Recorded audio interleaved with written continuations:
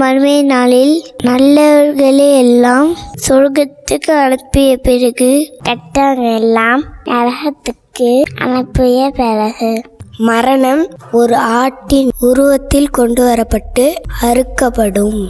மரணமே மரணமாக்கப்படும். அப்பொழுது சொர்க்கவாசிகளை நோக்கி சொல்லப்படும், இனிமேல் நீங்கள் இந்த சொர்க்கத்தில் என்றென்றும் உயிரோடு இருப்பீர்கள், நீங்கள் மரணிக்கவே மாட்டீர்கள்.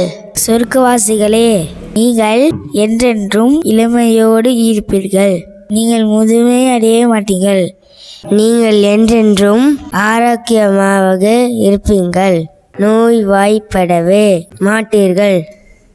அல்லாஹும்ம இன்னி அஸ்அலுக்க ஜன்னத வ அஊது பிக்க மினன் நார். யா அல்லாஹ், எங்களுக்கு சொர்க்கத்தை வழங்குவாயாக, நரகத்தை விட்டும் எங்களை பாதுகாப்பாயாக.